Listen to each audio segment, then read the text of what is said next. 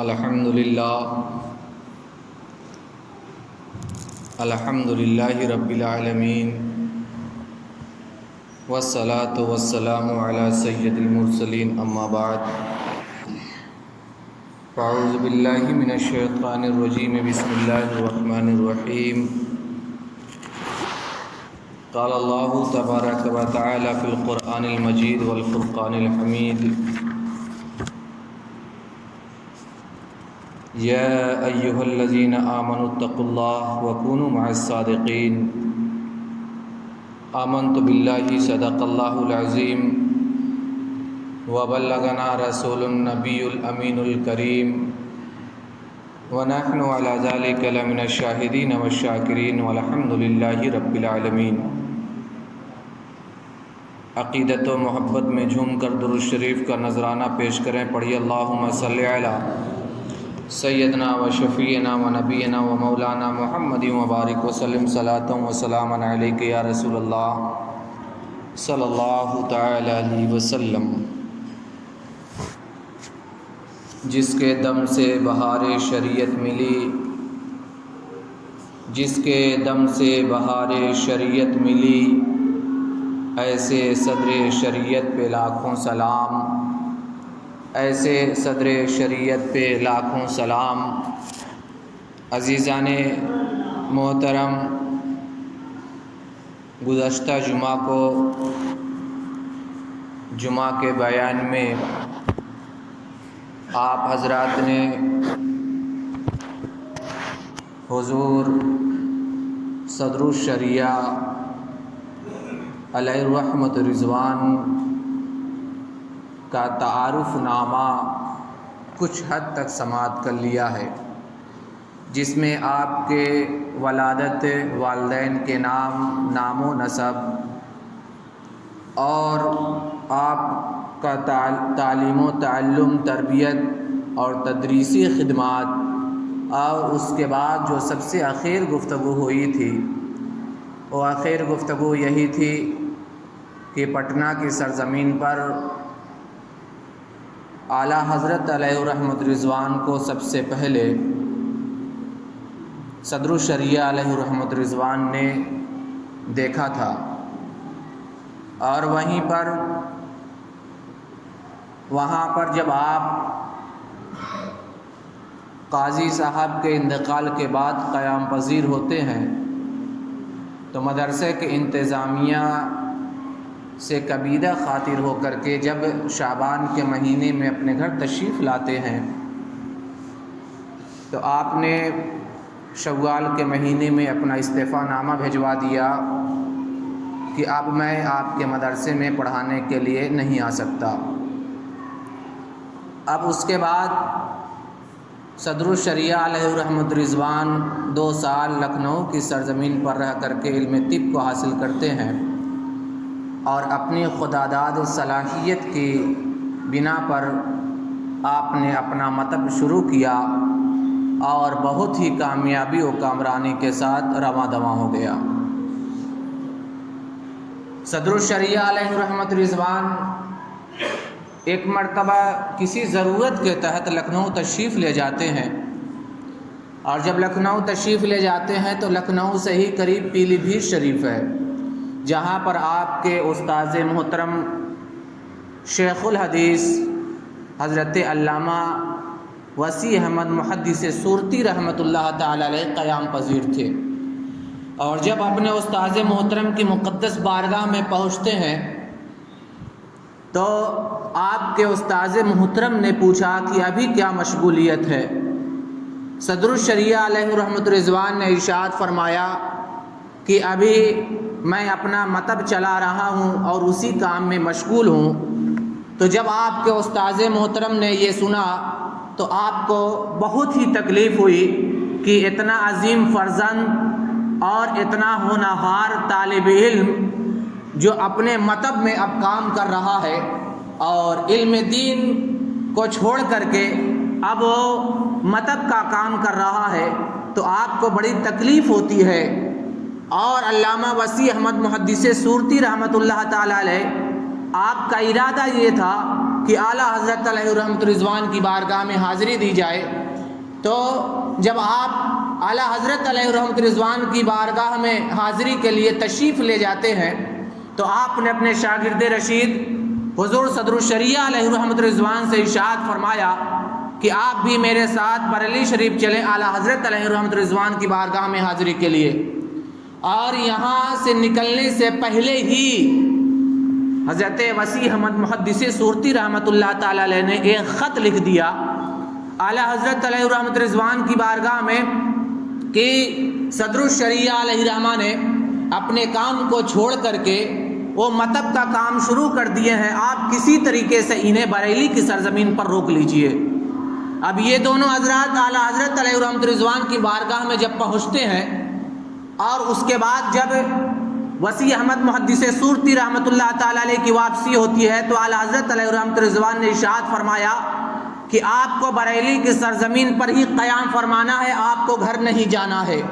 جب تک میں نہ کہوں اس وقت تک آپ کو گھر نہیں جانا ہے۔ پیر و مرشد کا حکم تھا، آپ ان کے حکم پر لبیک کہتے ہیں اور بریلی کی سرزمین پر صدر الشریعہ علیہ الرحمت رضوان 2 ماہ تک مسلسل قیام فرماتے ہیں، اور اعلیٰ حضرت علیہ الرحمت رضوان نے انہیں مشغول رکھنے کے لیے انہیں کام بھی سونپ دیا اور اس کام میں مشغول ہونے لگے، یہاں تک کہ جب رمضان المبارک کا مہینہ آتا ہے اعلیٰ حضرت علیہ الرحمت رضوان کی بارگاہ میں عریضہ پیش کرتے ہیں، حضور میں گھر جانا چاہتا ہوں۔ اعلیٰ حضرت نے ارشاد فرمایا کہ آپ گھر جائیں، لیکن جیسے ہی میرا خط آپ کے پاس پہنچے، جیسے ہی میرا بلاوا آپ کے پاس پہنچے، آپ کو بریلی آنا ہوگا۔ چنانچہ وہاں سے جب صدر الشریعہ علیہ الرحمت رضوان اپنے وطن معلوف گھوسی تشریف لاتے ہیں تو چند مہینہ بھی گزرا تھا، اعلیٰ حضرت علیہ الرحمت رضوان کا خط پہنچتا ہے، صدر الشریعہ علیہ الرحمت رضوان حضور اعلیٰ حضرت کی بارگاہ میں پہنچتے ہیں، اور جب پہنچتے ہیں تو اب معاملہ کیا ہے؟ اعلیٰ حضرت علیہ الرحمت رضوان نے مدرسہ انجمن اہل سنت کی ذمہ داری اور اس کی نظامت آپ کے سپرد کر دیتے ہیں، اور اس کے بعد اعلیٰ حضرت علیہ الرحمت رضوان کا اپنا پریس تھا، اس پریس میں کتابیں چھپا کرتے تھے، اس پریس سے کام ہوا کرتا تھا، اس کی ذمہ داری بھی صدر الشریعہ علیہ الرحمت رضوان کے حوالے کر دیتے ہیں۔ اور اس کے بعد اعلیٰ حضرت علیہ الرحمت رضوان کے پاس جو فتاوے آیا کرتے تھے، آپ کے پاس جو فتاوے آتے تھے آپ اس کو پڑھ کر کے سناتے تھے اور اس کا املا بھی کیا کرتے تھے، اس کو نقل بھی کیا کرتے تھے، اور اسی کے ساتھ ساتھ اعلیٰ حضرت علیہ الرحمت رضوان نے صدر الشریعہ علیہ الرحمت رضوان کو درس و تدریس پر بھی مامور کر دیا تھا، یہ کام انجام دیا کرتے تھے، اور آپ کے شب و روز کا یہ معمول تھا۔ اللہ اکبر مسلمانوں، صدر الشریعہ علیہ الرحمت رضوان بریلی کی سرزمین پر ہیں اور ان تمام کاموں کو انجام دے رہے ہیں۔ جب ان تمام کاموں کو انجام دے رہے ہیں اور آپ کی لگن اور شوق کو دیکھ کر کے کہنے والوں نے کہا، اور آپ اعلیٰ حضرت علیہ الرحمت رضوان کی خدمت میں رہ کر کے مستقل طور پر یہ فتاوے وغیرہ کا کام انجام دیتے رہے، اور اسی کے ساتھ ساتھ جب تبلیغ کی ضرورت پڑتی تو تبلیغ کے لیے جلسوں میں بھی شرکت فرمایا کرتے تھے۔ اعلیٰ حضرت علیہ الرحمت رضوان کے بھائی ہیں جن کا نام احمد رضا خان علیہ الرحمت رضوان ہے، وہ فرمایا کرتے تھے کہ مولانا امجد علی کام کی مشین ہے، اور یہ ایسی مشین ہے جو کبھی فیل نہیں ہوا کرتی ہے۔ اللہ اکبر مسلمانوں، یہ صدر الشریعہ علیہ الرحمت رضوان کی لگن اور محنت کا نتیجہ تھا کہ آپ کے لیے مبارک کلمات بھی تاثر کے طور پر پیش کیے جاتے ہیں، اور اس کے بعد ترجمہ کنز الایمان کیسے مارز وجود میں آیا اسے بھی سماعت کرتے چلیں۔ آج اگر قرآن کریم پر سب سے عمدہ اور سب سے بہترین اور سب سے اچھا اگر کوئی ترجمہ اردو زبان میں موجود ہے تو کنز الایمان کا ترجمہ ہے، اور کنز الایمان نامی ترجمہ ہے جس کو اعلیٰ حضرت علیہ الرحمت رضوان نے نقل فرمایا ہے۔ عزیزان ملت اسلامیہ، اعلیٰ حضرت علیہ الرحمت رضوان کی بارگاہ میں صدر الشریعہ علیہ الرحمت رضوان نے یہ عریضہ پیش کیا کہ حضور پڑھنے کے لیے کوئی اردو ترجمہ نہیں ہے، قرآن کا کوئی اردو ترجمہ نہیں ہے، اگر آپ اسے تحریر فرما دے تو بڑا اچھا ہوگا۔ اعلیٰ حضرت علیہ الرحمت رضوان نے کئی چیزوں کے بارے میں بتایا کہ جب اسے لکھنا ہوگا تو باوضو ہونا پڑے گا، اور جب اس کا مسودہ تیار کرنا پڑے گا، جب اس کا مبیضہ تیار کرنا پڑے گا، جب اسے پریس میں دینا پڑے گا، جب اسے تختی پر لگایا جائے گا، اس کا سارا کام باوضو ہو کر کے کرنا پڑے گا۔ یہ بہت ہی دشوار کام ہے، ہے۔ صدر الشریعہ علیہ رحمت رضوان نے ارشاد فرمایا حضور اگر یہ نہیں لکھا جائے گا تو بعد میں بہت ہی پریشانی کا سامنا کرنا پڑے گا، اور اگر لکھ دیا جائے تو اس کی ساری ذمہ داری میں لیتا ہوں کہ اس کا سارا کام میں انجام دوں گا۔ چنانچہ صدر الشریعہ علیہ رحمت رضوان نے جب اعلیٰ حضرت علیہ رحمت رضوان کی بارگاہ میں اپنی آمادگی کا اظہار فرمایا، اعلیٰ حضرت علیہ رحمت رضوان تیار ہو گئے اور چند ہی ماہ کے اندر قرآن کریم کا ایک عظیم ترجمہ لوگوں کے سامنے پیش کر دیا گیا، جسے ترجمہ کنز ایمان کے نام سے جانا جاتا ہے۔ یہ اتنا عظیم اور اتنا مستند اور با اعتماد ترجمہ ہے کہ اس کے مقابل کوئی ترجمہ نظر نہیں آتا ہے۔ جس طریقے سے تفسیروں میں موجود ہے، جس طریقے سے ہمارے اسلاف نے قرآن کا ترجمہ اور تفسیر بیان کیا ہے، اسی طریقے سے بعین ہی اعلیٰ حضرت علیہ رحمت رضوان نے اس کا ترجمہ بیان فرما دیا ہے۔ اور ترجمہ کنز ایمان کے ساتھ ساتھ سید نعیم الدین مراد آبادی علیہ رحمت رضوان نے ایک حاشیہ لکھا ہے جسے کنز العرفان کے نام سے جسے خزائن العرفان کے نام سے جانا جاتا ہے۔ اس قرآن کے ترجمے کو آپ پڑھیے تو آپ کو معلوم ہوگا کہ کتنی سلاست ہے، کتنی روانگی ہے اور کتنی عشق و محبت میں ڈوب کر کے اس ترجمے کو لکھا گیا ہے، اور اس کے حاشیوں کو کس طریقے سے لکھا گیا ہے۔ قرآن کی اگر آپ کو معلومات حاصل کرنی ہے تو آپ صرف روزانہ دو صفحے ایک صفحے ترجمہ کنز ایمان آپ پڑھتے جائیں، آپ کے ایمان میں تازگی بھی بڑھتی جائے گی اور آپ کو قرآن کا ترجمہ بھی آتا جائے گا۔ اللہ اکبر مسلمانوں، اعلیٰ حضرت علیہ رحمت رضوان نے ترجمہ کنز ایمان لکھا، اور اس کے بعد صدر الشریعہ علیہ رحمت رضوان کو صدر الشریعہ کا جو خطاب ملا تھا، اعلیٰ حضرت علیہ رحمت رضوان نے یہ خطاب عطا فرمایا تھا، اور آپ کو پورے ہندوستان کا قاضی شرع بنا دیا گیا تھا۔ اعلیٰ حضرت نے خود اپنی موجودگی میں آپ کو اس منصب پر بٹھایا، اور بٹھانے کے بعد اعلیٰ حضرت نے ارشاد فرمایا کہ آج سے میں تمہیں پورے ہندوستان کا قاضی شرع متعین کرتا ہوں۔ اور دوسرے دن جب آپ اپنی نشست پر جلوہ فرما ہوتے ہیں تو سب سے پہلے آپ نے وراثت کا ایک مسئلہ کا فیصلہ فرمایا، اور صدر الشریعہ علیہ رحمت رضوان کی زندگی پاک کیا تھی؟ آپ کی زندگی پاک سنت رسول کے مطابق تھی۔ آپ کا چلنا، آپ کا اٹھنا، آپ کا بیٹھنا، آپ کا کھانا، آپ کا پینا، آپ کی عبادتیں، آپ کا شب و روز سب سنت کے مطابق تھا۔ حافظ ملت علیہ رحمت رضوان نے صدر الشریعہ علیہ رحمت رضوان کی بارگاہ میں اپنے 10 سال کو گزارا ہے۔ اس 10 سال کا مشاہدہ خود حضور حافظ ملت علیہ رحمت رضوان بیان فرماتے ہیں کہ میں 10 سال تک صدر الشریعہ علیہ رحمت کی خدمتیں کرتا ہوں، اور اس 10 سال کے عرصے میں میں نے ہر کام کو سنت کے مطابق پایا ہے، اور کبھی اس سے انحراف نہیں پایا ہے۔ اللہ اکبر مسلمانوں، یہ عظیم ذات تھی صدر الشریعہ علیہ رحمت رضوان کی، اور آپ کی مہمان نوازی بڑی مشہور تھی۔ آپ کے گھر پر مہمان بکثرت آیا کرتے تھے، اور آپ خود اس مہمان نوازی کے لیے، مہمان کے لیے جو ضروری سامان ہوا کرتے ہیں، آپ اسے تیار رکھا کرتے تھے کہ اگر کوئی مہمان آ جائے تو اسے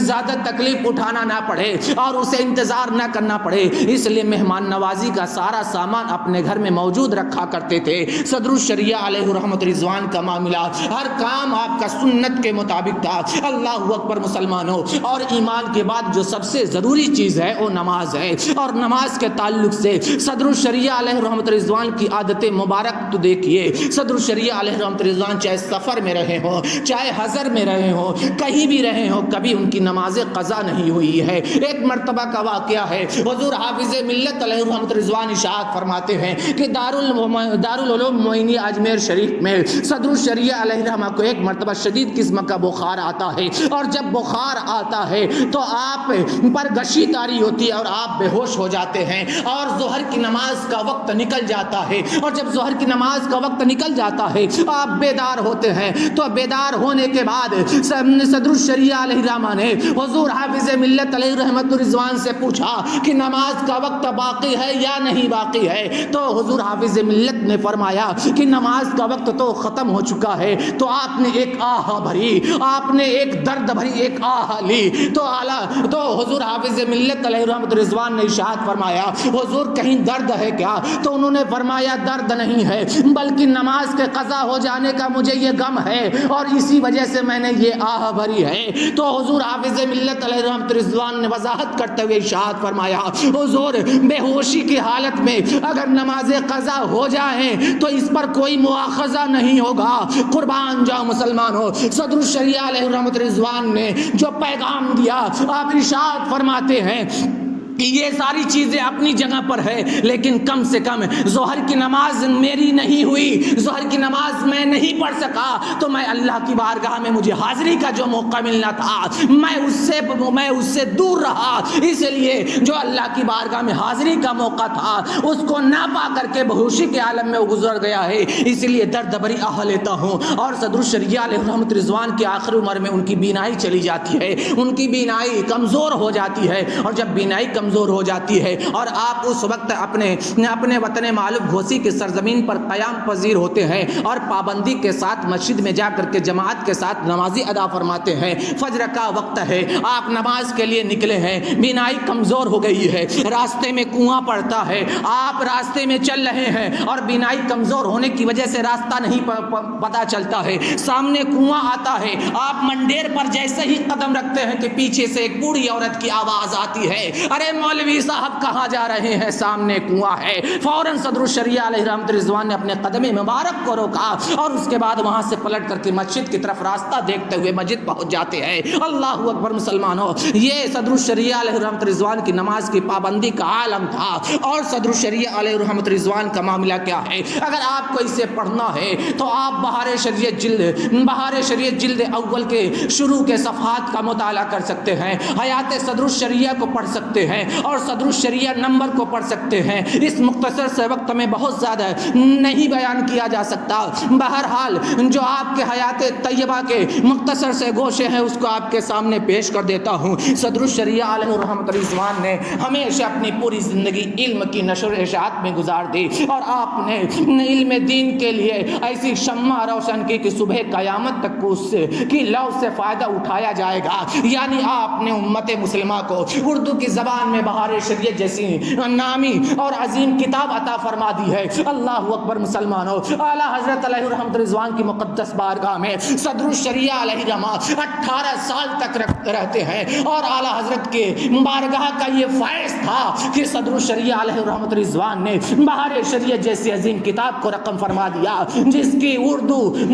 سلاست اور روانگی میں اور بلاغت میں فصاحت میں اپنے اعلیٰ درجے پر فائز ہے۔ اردو زبان میں سب سے معتبر مستند کتاب مانی جاتی ہے بہار شریعت، آج بھی اپنے مدارس میں اس کو پڑھایا جاتا ہے، داخل نصاب کیا جاتا ہے، مطالعے میں رکھا جاتا ہے، اپنی ضروریات میں استعمال کیا جاتا ہے، غیر بھی اس کا استعمال کرتا ہے، غیر بھی اس سے فائدہ اٹھاتا ہے۔ صدر الشریعہ علیہ رحمہ نے بہار شریعت کو 27 سال کے عرصے میں رقم فرمایا تھا، 1-2 سال میں رقم نہیں فرمایا تھا اور یہ مسلسل رقم نہیں فرمایا تھا، بلکہ کام سے جب فرصت ملتی، تعطیلات اور چھٹیوں سے جب آپ کو فرصت ملتی، ان تعطیلات میں اور ان چھٹیوں میں موقع نکالتے اور موقع نکالنے کے بعد آپ مسائل کو رقم فرماتے، اس کے مطابق احادیث کی تخریج فرماتے اور اسے لکھتے جاتے۔ اس طریقے سے آپ نے 17 حصوں میں بہار شریعت کو لکھا اور 3 حصے کو اس پر مزید اضافہ کیا گیا۔ اس طریقے سے بہار شریعت کو 20 حصوں میں رقم فرمایا گیا۔ اللہ اکبر مسلمانوں، صدر الشریعہ علیہ رحمت رضوان بہار شریعت کو لکھنے کے بعد ارشاد فرماتے ہیں کہ اگر اورنگزیب عالمگیر ہوتے، یہ اورنگزیب عالمگیر رحمت اللہ تعالی علیہ ہندوستان کی عظیم فرما روا گزرے ہیں، یہ ہندوستان کے عظیم بادشاہ گزرے ہیں اور اپنے زمانے کے مجتہد بھی مانے جاتے ہیں۔ اورنگزیب عالمگیر علیہ رحمت رضوان کے بارے میں جو لوگوں نے طرح طرح سے خرافات لوگوں کے ذہنوں میں بھر دیا ہے، مسلمانوں یاد رکھنا یہ دشمنوں کا پروپیگنڈا ہے اور دشمنوں کی ایک سازش ہے جو حضور اورنگزیب عالمگیر رحمت اللہ تعالیٰ علیہ عداوت اور دشمنی کی بنیاد پر کہا گیا ہے، ورنہ ہمارے علماء نے ان کو اپنے زمانے کا مجدد لکھا ہے، اپنے زمانے کا مجدد مانا ہے۔ مجددین اعظم نمبر میں الجامعۃ الاشرفیہ سے جو کتاب نکلی ہے اس میں اورنگزیب عالمگیر رحمت اللہ تعالیٰ علیہ کو مجدد اعظم مانا گیا ہے اور انہوں نے تجدیدی کام کیا ہے، سنت کا کام کیا ہے، اپنی پوری زندگی سنت کے مطابق گزاری ہے، اپنی نمازوں کے ذریعے اللہ کو راضی کرنے کی کوششیں کی ہے، اور اورنگزیب عالمگیر رحمۃ اللہ تعالی علیہ نے علماء کو حکم دیا تھا، 500 علماء کی ایک ٹیم مقرر فرمائی تھی جنہوں نے فتاوی عالمگیری لکھا ہے۔ یہ فتاوی عالمگیری آج بھی نظام میں داخل مانی جاتی ہے اور ہندوستان کی عدلیہ میں اس کے ذریعے فیصلہ کیا جاتا ہے۔ اللہ اکبر۔ حضور صدر الشریعہ علیہ رحمت رضوان ارشاد فرماتے ہیں کہ اگر اورنگزیب عالمگیر مجھے دیکھتے، میری یہ بہار شریعت کو اگر دیکھتے تو مجھے سونے سے تول دیا کرتے تھے، سونے سے تول دیا کرتے۔ یہ آپ نے اظہار تحدیث نعمت کے طور پر کیا تھا کہ اللہ رب العزت نے آپ کے ذریعے اردو زبان میں مسائل کا ایک عظیم اور مستند کتاب کو آپ نے انجام دیا تھا۔ اللہ اکبر مسلمانوں، صدر الشریعہ علیہ رحمت رضوان کا وصال مبارک کیسے ہوا، آپ بھی اسے سنتے ہوئے چلیے۔ احمد آباد کی سرزمین پر شاہ عالم میں ایک درگاہ ہے، حضرت قطب شاہ عالم علیہ رحمت رضوان، بہت مشہور و معروف درگاہ ہے، بہت مشہور و معروف بارگاہ ہے۔ میں ہر سال وہاں پر متعدد مرتبہ میری حاضری بھی ہو چکی ہے، اور جب بھی احمد آباد کی سرزمین پر جاتا ہوں وہاں پر روزانہ اور کبھی کبھی ناگا بھی ہو جاتا ہے، آپ کی بارگاہ میں حاضری دے کر کے اس سے فیض اٹھانے کی کوششیں کرتا ہوں۔ بڑی با فیض بارگاہ ہے۔ حضرت شاہ عالم علیہ رحمت رضوان کا ایک تخت ہے جو مزار شریف کا ٹھیک سامنے جو شاہی مسجد ہے، شاہی مسجد کے اتر اور پچھم کے کونے پر وہ تخت رکھا ہوا ہے، اور اس تخت کے نیچے جو نمازیں پڑھتا ہے اور 2 رکعت نفل نمازیں ادا کرتا ہے اور اللہ کی بارگاہ میں دعا کرتا ہے، رب ذوالجلال اس دعا کو رائگاں نہیں فرماتا ہے بلکہ اسے قبول فرما لیتا ہے۔ جو دعا مانگی جاتی ہے قبول ہوتی ہے۔ حضور صدر الشریعہ علیہ رحمت رضوان کی جب حاضری احمد آباد کی سرزمین پر ہوتی ہے، وقت کے قطب حضرت سید شاہ عالم علیہ رحمت رضوان کی بارگاہ میں حاضری دیتے ہیں اور اس تخت کے نیچے دعا مانگتے ہیں، اے پروردگار عالم مجھے ہر سال حج نصیب فرما۔ آپ یہ دعا مانگتے ہیں اور آپ کی یہ دعا قبول ہو جاتی ہے۔ اسی سال حج کا آپ قصد فرماتے ہیں، اور اس زمانے میں جو حج کیا جاتا تھا وہ پانی کے جہاز سے ہوا کرتا تھا۔ آپ اپنے وطن معلوم گھوسی سے نکلتے ہیں، بمبئی کی سرزمین پر پہنچتے ہیں، ابھی جہاز پر سوار ہی نہیں ہوئے تھے کہ اس سے پہلے ہی آپ کو نمونیا ہوتا ہے، اور نمونیا کے عالم میں ہی ممبئی کی سرزمین پر صدر الشریعہ علیہ رحمت رضوان کا وصال مبارک ہو جاتا ہے، اور آپ کا جب وصال مبارک ہوتا ہے اسی بہار شریعت حصہ 6 کتاب الحج میں صدر الشریعہ علیہ رحمت رضوان ارشاد فرماتے ہیں کہ اگر کوئی حج کے ارادے سے نکلتا ہے اور گھر واپس ہونے سے پہلے اگر راستے میں اس کا انتقال ہو جاتا ہے تو اسے ہر سال حج کا ثواب عطا کیا جائے گا۔ صدر الشریعہ علیہ رحمت رضوان نے جو اس تخت کے نیچے دعا مانگی تھی، اے پروردگار عالم ہر سال مجھے حج کا موقع نصیب فرما، رب ذوالجلال نے یہ دعا قبول فرمائی، اور آپ حج کے ارادے سے گھر سے نکلتے ہیں، اور جب آپ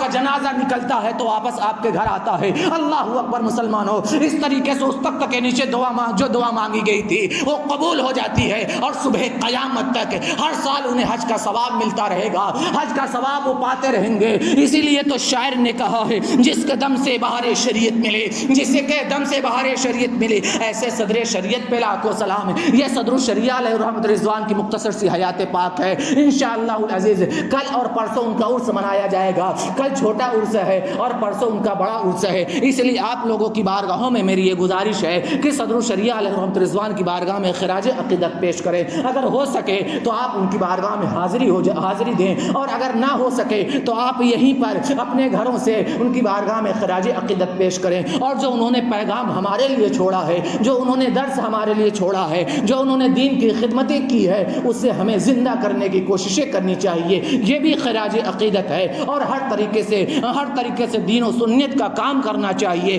اسی میں دنیا کی بھی بلائی اور آخرت کی بھی بلائی ہے۔ استغفر اللہ وما علینا الا البلاغ۔ السلام علیکم ورحمۃ اللہ وبرکاتہ۔